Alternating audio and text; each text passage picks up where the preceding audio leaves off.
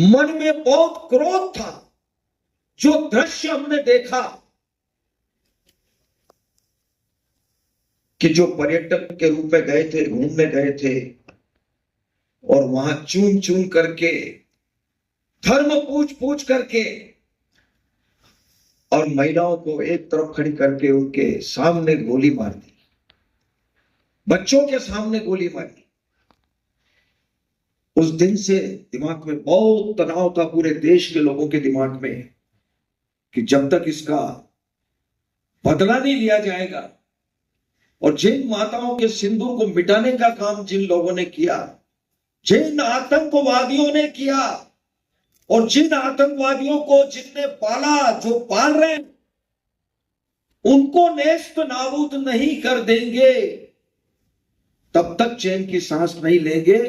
और यशस्वी प्रधानमंत्री जी को हम धन्यवाद देना चाहेंगे, और पूरा देश, देश की वो सेना, वो सैनिक उनके चरणों में नतमस्तक है, उनके चरणों में पूरा देश नतमस्तक है।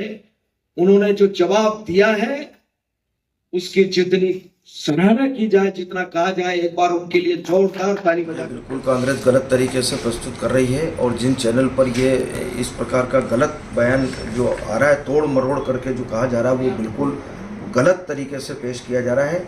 मैंने जबलपुर के एक कार्यक्रम में सिविल डिफेंस वॉलंटियर्स का एक दिवसीय प्रशिक्षण शिविर था, उसमें मैं सम्मिलित हुआ था, और मैंने ये कहा कि देश की सेना ने जो काम किया है ऑपरेशन सिंदूर में, उसकी जितनी सराहना की जाए उतनी कम है, और देश की जनता भारत की सेना के चरणों में नतमस्तक है, उनको प्रणाम करते हैं, उनका सम्मान करते हैं। जितना कहा जाए उतना कम है सेना के बारे में, ये शब्द मैंने कहे हैं। उसको तोड़ मरोड़ करके गलत तरीके से प्रस्तुत कर रहे हैं। मुझे लगता है कि जो लोग इस प्रकार का गलत तरीके से प्रस्तुत करते हैं और जो षड्यंत्र कर रहे हैं, उनके खिलाफ निश्चित रूप से मुझे लगता है भारत की सेना के चरणों में नतमस्तक है जी, ये क्योंकि वो हमारी रक्षा करती है, देश की रक्षा करती है, उस सीमा पर भारत के लिए, देश के लिए लड़ाई। ये मेरा आशय था,